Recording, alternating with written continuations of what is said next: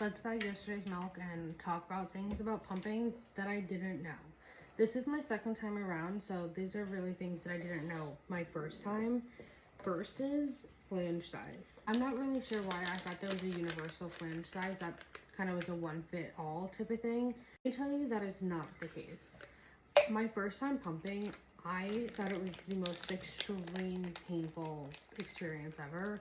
Like, even being an overproducer, milk came in easy and I thought it was going to be a breeze. One of the reasons why I almost quit was because of how painful it was. So I had a C-section with both of my deliveries. So my first visit, first time around, I told her like how painful it was, and she was like, "Did you measure your size?" And I was like, "Measure what?" And she was just like, your nipple." Like, she literally was like, "You need to measure your nipple so you know what flange size." And I'm like, "What are you talking about? Like, it came with size 24 or whatever." She's like, "Yeah, that is just like the industry standard. That does not mean that that's what size you are." So once we measured and I got the correct flange sizes, what a difference. What an absolute difference it was. And it changed the pumping game for me, which is why I was able to pump for just over a year. One of the craziest things about the milk that I did not know was something called fore-milk. It's the first milk that comes out when you're extremely engorged and full. And if you've pumped and you've seen it, it looks very clear. And I didn't know that that was a thing. The first time that that happened to me, I thought I was losing my milk production because it didn't look its normal color. And the texture of it was so liquidy, it literally was like almost like water. And then obviously I googled it and I realized that that's called fore-milk and that's what was happening. Another crazy thing about pumping is sometimes suction less is more.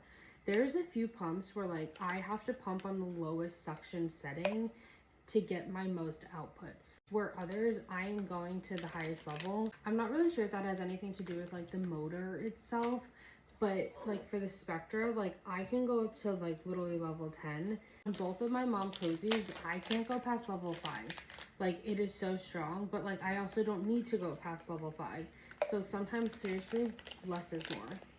Something else that it took me a while to like even think about doing was trying out the different settings. So sometimes it's more of like a pulse, and then sometimes it's like a really long suction. Sometimes the pulse, like I can get so much milk so fast doing it that way versus like the actual long suction. Obviously, first time around, I didn't know anything about storing milk. So correct me if I'm wrong, but freshly pumped milk, I'm pretty sure it can stay out at room temperature for up to 4 hours.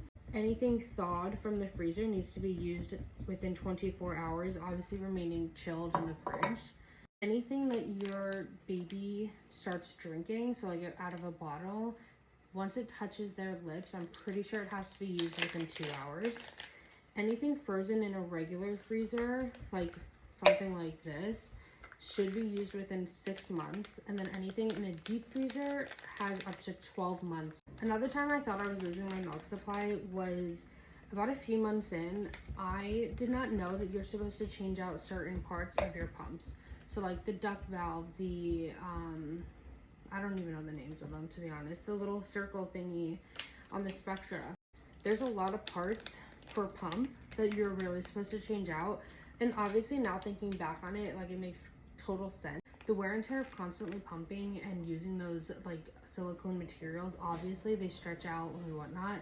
And I also didn't realize on one of them, the duct valve on the Spectra was completely ripped. So I was only getting like 2 ounces at a time, which for me is not normal. So I had no idea. I talked to a friend about it and she's like, "Oh, we'll just change it out." And I'm like, "What?" Like, I had no idea you're supposed to change it out. There's a lot more pumping, nursing, and milk tips that I like can't think of right now, but I'll make another video once they come to mind.